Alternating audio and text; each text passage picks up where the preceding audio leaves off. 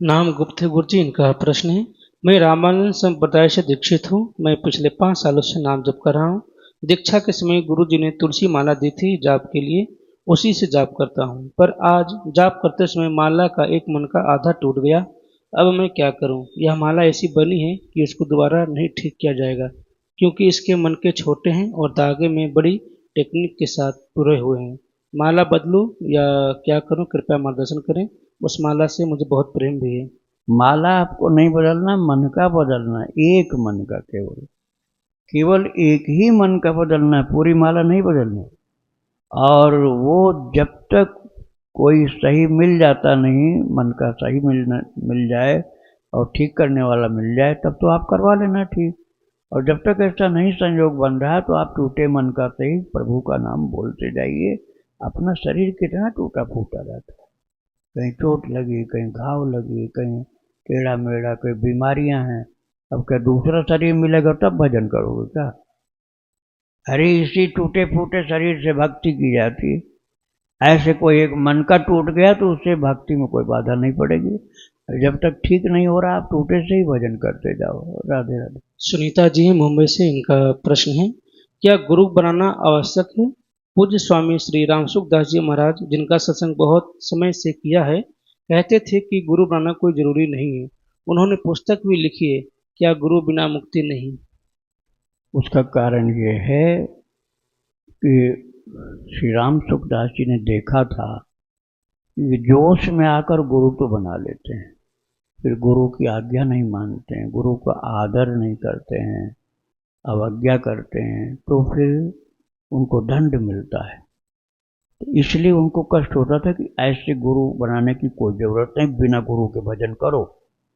और ये बनाना है, उनके खुद के गुरु थे। ये जो गुरु की आवश्यकता नहीं होती, तो राम सुखदास जी महाराज के गुरु कैसे हो गए? वो भी तो शिष्य थे, वो भी शिष्य थे, उन्होंने भी गुरु धारण किया था। तो वो बात मूलतः सत्य नहीं है कि गुरु नहीं होने चाहिए। गुरु का आदर होना चाहिए। गुरु का अनादर करने से गुरु दीक्षा आपकी व्यर्थ हो गई, ये इसका मतलब हुआ। तो गुरु तो उनके भी थे, तो गुरु का महत्व समझकर उनका आदर करें, तब दीक्षा आपकी सार्थक होगी, लाभ मिलेगा। ये भाव था। राधे राधे। सृष्टि जी हैं। इनका प्रश्न है, महाराज जी, इस शरीर के संबंधी और पूज्य जन जब भगवान और उनके भक्तों के लिए अनाप शनाप बोले तो उस समय मौन रहना चाहिए या उचित जवाब देना चाहिए? क्योंकि मैं तो गुस्सा में कटु वचन बोल जाती हूँ, जिससे बाद में पश्चाताप होता है। काटिए तासु जीभ जो बसाई, और श्रवण मोद न तो चलहु पर आई। यदि आपके पास शक्ति है तो उसकी वाणी को काटो। जीभ काटने का मतलब जीभ वाला अंग नहीं काटना है, उसके जो उसकी जीवा से शब्द निकला है उसको काटो, उसका जवाब दे करके उसके संशय को दूर करो और उसको चुप कर दो। यदि इतनी शक्ति है तो करो, और नहीं अपने पास ऐसी बुद्धि विवेक नहीं है तो सिर झुका के चल देना चाहिए। श्रवण मोदी न तो चलो ऊपर आए, कान बंद करके वहां से चल दो। और यदि तुम्हारे पास ज्ञान है, जवाब दे सकते हो, तो उसकी बोले हुई बात का उत्तर दे करके उसको चुप कर दो। श्री राधे राधे। रांची से गुरु जी। इनका प्रश्न है, महाराज जी, हम अभी तक काउंटर पर नाम जप करते थे, लेकिन एक संत जी का कहना सुना कि माले पे नाम जप करने की महिमा अधिक है। महाराज जी, हमें कौन सी माला पर नाम जप करना चाहिए? विदेश में रहने के बाद हम अभी तक के प्याज लहसुन पूरी तरह से छोड़ नहीं पाए, इसलिए हमें समझ नहीं आ रहा है कि कौन सी माला पे हमें जप करना चाहिए, जिससे कि हम पाप के भागीदार न बने। देखो, अब आप अपने लहसुन प्याज खाएंगे, इस गंदगी के, उस भूल के कारण, इस नासमझी के कारण माला बदलना चाहते हो कि तुलसी वाली पर हम नहीं करेंगे और कोई चीज पर कर लेंगे। अरे तुलसी मैया जब आपको महान महिमा वाली मिल रही हैं, तो आहार का सुधार करो। कहीं भी विदेश में होगे, आपको तुलसी की माला इस्कॉन के मंदिरों में मिल जाएगी। वहां से तुलसी की माला ले लो और उनसे शिक्षा लो कि जिनको सैकड़ों जन्म से जो वो लोग गंदा खान पान वाले थे, वो लोग अब लहसुन प्याज नहीं खाते। और आप भारतीय और हिंदू हो करके अपनी छोटी सी इस गंदगी को नहीं सुधार पा रहे हो। अरे वो जो कि एकदम नास्तिक थे, महा बिगड़ा हुआ जीवन था, वो भक्त हो गए। और आप संस्कारी परिवार के होकर के भी लहसुन प्याज जैसी तुच्छ चीज को नहीं त्याग पा रहे हो। इसके चक्कर में माला बदलना चाहते हो। माला नहीं बदलो, अपने जीवन की शैली बदलो, फिर कल्याण होगा। राधे राधे। इनका दूसरा प्रश्न है, महाराज जी मेरे मन में बहुत भाव आता है कि हम ठाकुर जी और राधा रानी जी को अपने घर लाएं, उनकी सेवा करें, पर अभी तक हमारे पास कोई स्थायी घर ही नहीं हुआ है। हमें कुछ महीनों देश में, कुछ महीनों विदेश में रहना पड़ता है। हर जगह ठाकुर जी और राधा रानी को साथ ले जाना संभव भी नहीं है। हम कैसे उनकी सेवा करें? अब आप भगवान के जुगल स्वरूप को नहीं रख सकते हैं, यात्रा में ज़्यादा रहते हैं और रखना भी चाहते हैं, तो एक छोटा सा शालिग्राम जी लीजिए। छोटे से शालिग्राम जी, उनका छोटा सा संपुट गले में या हृदय प्रांत में, हृदय के पास लटका के रखिए उनको। यदि कोई आपके पास रखने का अच्छा तरीका है, बैग में भगवान को हवा भी लगनी चाहिए, भी ध्यान रखना आपको, तो आप रख सकते हैं। और बहुत ज़्यादा ठंडी जगह रहते हैं तो आप हृदय पर उनको रखिए, शालिग्राम भगवान को। युगल स्वरूप को रखने में बाधा पड़ेगी। आप एक जगह रहो तब तो युगल स्वरूप रखो, और चलते फिरते रहते हो तो शालिग्राम भी ठीक है। श्री राधे राधे। लवकेश जी हैं दुबई से, इनका प्रश्न है, क्या मंत्र में आपसे द्वादश मंत्र की दीक्षा मिल सकती है? और नाम जप के लिए हरे कृष्ण महामंत्र की, अगर हाँ तो इसके लिए क्या करना होगा? इसके लिए आपको 1,00,000 युगल नाम लिखना होगा। चाहे सीताराम लिखो, चाहे राधा कृष्ण लिखो। और राम राम लिखो तो 2,00,000 लिखना होगा। राधा राधा लिखोगे तो 2,00,000 लिखना होगा। फिर इसकी और भक्त चरितावली डेली सुननी होगी। और लिखने में रेड इंक का प्रयोग करना होगा, लाल स्याही का। और ऐसी बुक मत लेना, नोटबुक जिस पर गंदे गंदे फोटो बने हो। या तो बिल्कुल प्लेन हो या भगवान की फोटो हो तो ठीक है। श्री राधे राधे। राधा दासी जी वृंदावन से, इनका प्रश्न है, महाराज जी घर के मंदिर में अपने राधा और कृष्ण की प्रतिमा है। मंदिर में गणेश जी और जगन्नाथ भगवान भी हैं और शिवलिंग भी है। पर महाराज श्री के मुख से सुना है कि मंदिर में सिर्फ अपने आराध्य होने चाहिए। क्या मैं गणेश जी को मंदिर की साइड वाली अलमारी के ऊपर रख सकती हूँ? और अलमारी खुली हुई है, ऊपर तस्वीर भी रखी है। देखो, अब ये भी समझ लो कि ये सब भगवान के ही सेवक हैं, भगवान के ही सेवक हैं। भगवान के चरित्र को गणेश जी लिखते रहते हैं, व्यास जी बोलते रहते हैं।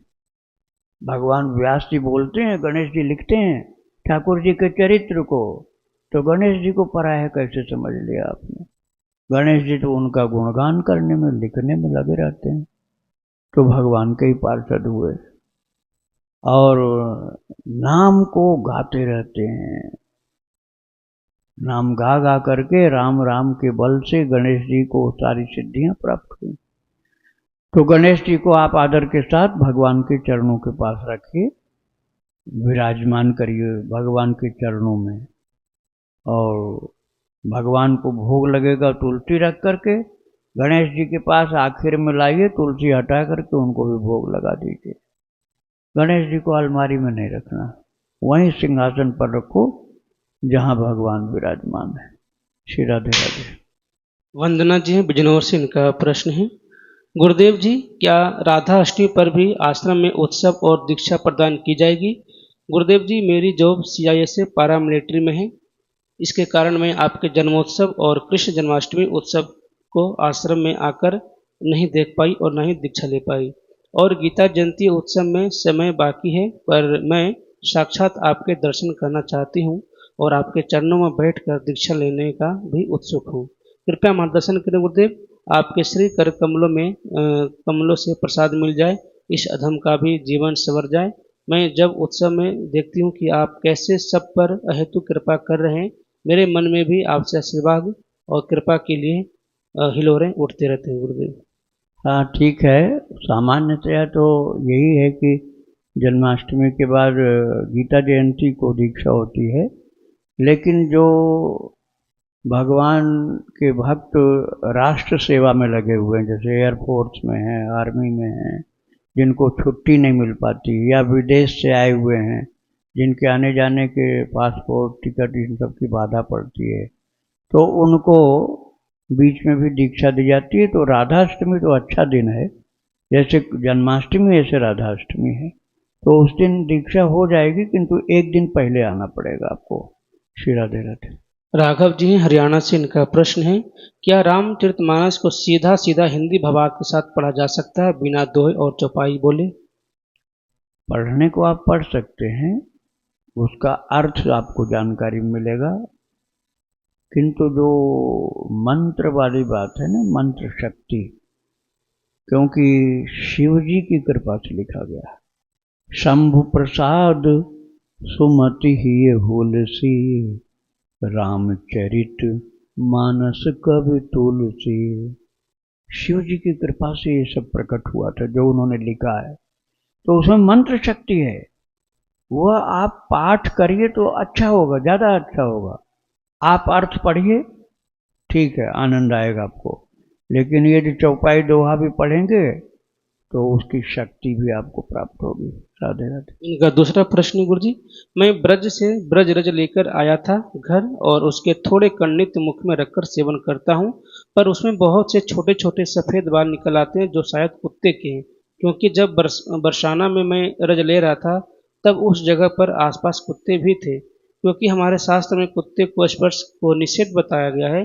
तो मुझे अब क्या करना चाहिए? कभी कभी लगता है कि ब्रज रज के साथ तो सब कुछ पवित्र ही है, कृपया इस दुविधा का निवारण करें। आपको मन में ऐसा आ रहा है ना, तो आप जब फिर बरसाना जाना तो उसको वहीं डाल दीजिए जहाँ से लिया था आपने, उसी जगह डाल दीजिए, और थोड़ा सा खोदाई करिए, जैसे 6 इंच, ज़्यादा से ज़्यादा 10 इंच खोद लीजिए, 10-12 इंच खोद करके नीचे से मिट्टी लीजिए, तो वो ब्रजरज जो है ऊपर की गंदगी से मुक्त होगा, तो ज़्यादा अच्छा होगा। राधे राधे। गुरु जी, जैसे गांव में परंपरा है कि 2 घाट एक साथ नहीं नहाना चाहिए। 2 घाट? हाँ, जैसे घर पर भी स्नान कर लिए और हम शमशान पर भी गए, वहां भी स्नान कर लिए, फिर क्या है, घर स्नान करें। 2 घाट नहीं नहाना चाहिए। हाँ।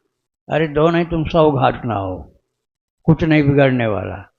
तुम भक्ति करो तो ये सब बेकार की बातों को नहीं ग्रहण करो। नहीं, जैसे माता लोग माँ आई है, हाँ, तो बजती माँ है। को, माँ की बात मानने दो उनको, लेकिन तुम जितने घाट चाहो, जितना सरजू जी किनारे घाट हैं सब पर नहाओ जाकर।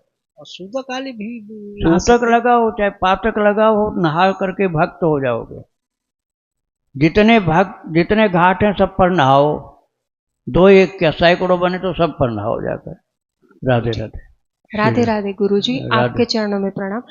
संतों की कृपा से और धाम की कृपा से धाम वास मिला है, तो कृपा करके बताइए कि धाम वास की रहनी कैसी है और स्वयं को कैसे, अपने आप को ऐसे धाम वास के लिए लायक बनाए, और क्या ऐसा करे कि हमें श्री जी कृपा कर दे और जल्दी से प्रेम भक्ति भी प्राप्त हो। हाँ बेटे, बता रहे।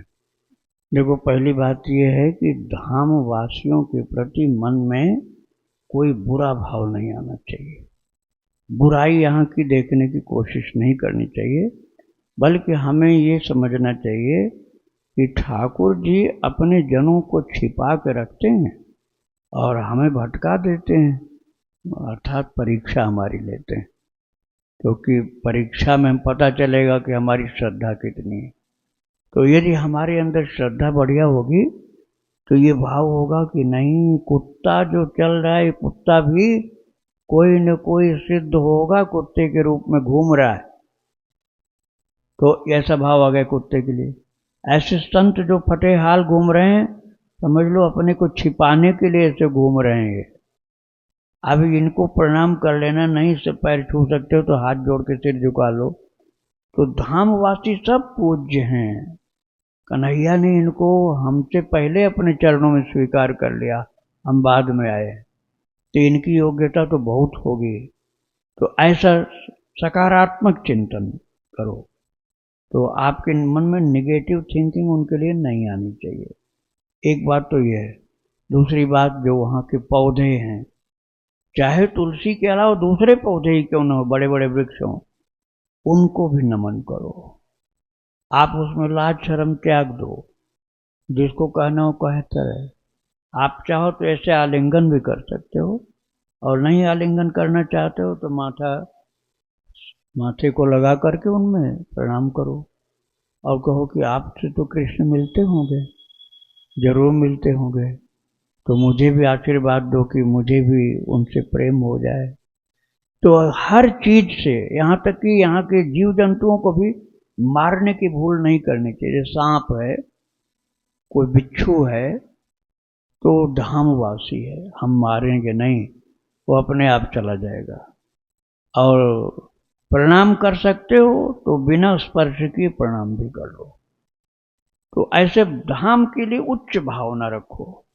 रजकण को प्रणाम, यमुना मैया को, शुद्ध शुद्ध हर जीव जंतु को। गधा मान लो है तो गधा को मत बुरा भाव से, अरे सबसे ज्यादा ब्रजरज वही लपेटता है। हम लोग तो शर्म संकोच करते हैं, ज्यादा गंदा हो जाएगा, कपड़ा धोना पड़ेगा, ये सब मन में आ जाता है। और वो महाराज एकनाथ जी के कृपा पात्र थे। एकनाथ जी ने ला करके उत्तराखंड गंगोत्री का जल चढ़ा दिया था। तो ऐसे कृपा पात्र हो गए वो। भगवान ने अपने धाम में रखा है। ठाकुर जी के संतों के भक्तों के कपड़े धो रहे हैं वो, और जब मन में आता है तभी लौट करके खूब रज लगा दे, उनको भी प्रणाम करो। अब किसी को दिखाने के लिए नहीं, अपने भाव से करना चाहिए। कोई देखे न देखे उससे मतलब नहीं, हंसने वाला हंस दे, कोई बात नहीं।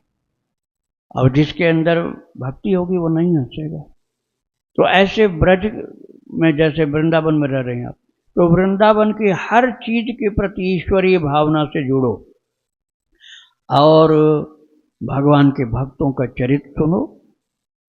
उन भक्तों में वृंदावन के भी भक्त आ जाएं और अच्छा रहेगा। और यहाँ की लीला श्रवण करना, चरित्र श्रवण करना, कुछ बन पाए, आपका बजट अलाउड करता है तो कुछ सेवा भी करो। गौ सेवा, बंदर सेवा, गरीबों की सेवा, संतों की सेवा, भक्तों की सेवा, और विकलांग, अनाथ, मूढ़, पागल भी कभी कभी भक्त होते हैं, पागल जैसे बन के रहते हैं, उन सब की सेवा करो जहाँ तक बन जाए, तुम्हारे अपने बजट के हिसाब से जितना बन जाए। और चरित्र रोजाना सुनो संतों का, धीरे धीरे आपके अंदर भक्ति बढ़ती जाएगी और कृपा भी होने लग जाएगी। राधे राधे। दूसरा प्रश्न है महाराज जी, हाँ। क्या हम तुलसी का ब्रेसलेट या कानों में कुंडल ऐसा धारण कर सकते हैं? हाँ, कर सकते हैं। मतलब शुद्ध अवस्था या ऐसा कुछ देखना पड़ेगा? ये ऊपर का जो हिस्सा ना परम शुद्ध है। हाँ, कमर और उससे नीचे का जो अंग होता है वो अशुद्ध जल्दी होता है, मलमूत्र का त्याग करते रहते हैं, फिर भी चरण रज ली जाती है। यह नहीं कहा जाता कि सबसे नीचे का अंग है चरण, फिर भी चरण रज ली जाती। भगवान विष्णु का वास है चरण में, इसलिए उनकी महिमा ज्यादा है। तो हमको सबसे ऊपर के जो अंग होते हैं ना, ये ज्यादा पवित्र, जैसे हृदय, ग्रीवा, ललाट, ये सब जो अंग बहुत पवित्र है। तो आपने गले में धारण कर लिया और कान में, नाक में धारण कर लिया तुलसी का आभूषण, तो इसमें कोई दोष नहीं। आप हाथ में भी पहन सकते हैं, उसके बाद पैर में नहीं पहनना चाहिए। पैर में जैसे पहनते ना कड़ा, पायजेब, ये सब, उस जगह तुलसी का नहीं पहनना चाहिए। श्री राधे राधे। जय श्री राधे गुरु राधे राधे। के चरणों में कोटि कोटि नमन। हाँ बेटा, राधे। प्रश्न ये है कि गुरु प्रदत्त मंत्र जपते समय श्री गुरुदेव का ध्यान करना चाहिए या इष्ट देव का? देखो, ये विषय पात्र भेद के अनुसार अलग अलग हो जाता है। यदि गुरु के लिए आपके मन में बड़ी ऊंची भावना है कि हमारे गुरुदेव सामान्य मनुष्य नहीं है, यदि ईश्वर वाली भावना आ गई गुरु के लिए आपके मन में, तो आप प्रेमी बन जाओगे उनका ध्यान करने, भगवान के प्रेमी बन जाओगे। और यदि आप ये भावना रखोगे कि हमारे गुरुदेव तो बहुत ऊंचे संत हैं, तो आप उच्च कोट के साधक बन जाओगे। और यदि ऐसी भावना नहीं बन पा रही है, तो शुरू में गुरु का चरण संपूर्ण शरीर ध्यान कर लो थोड़ी देर, जब तक मन लग रहा है, उसके बाद फिर भगवान का ध्यान करना चाहिए। तो दोनों का हो गया, शुरू में गुरुदेव का, बाद में भगवान का। बहुत ऊंचा कोई गुरु भक्त हो जिसके मन में कभी गुरु के प्रति कोई कमी सोचने समझने देखने की भूल नहीं हुई, वो गुरु का ध्यान करे, उसी से कल्याण हो जाता है। लेकिन यह बात हर किसी को नहीं कही जा सकती, क्योंकि वो मनुष्य की आकृति में उसको दोष दिखलाई पड़ने लग जाते हैं। तो फिर उसके लिए ही कि शुरू में थोड़ी देर गुरु का ध्यान करो, फिर भगवान का ध्यान करो। राधे राधे। वृंदावन बिहारी लाल की जय। राधा रानी की जय। श्री गुरुदेव भगवान की जय। श्री राधे राधे।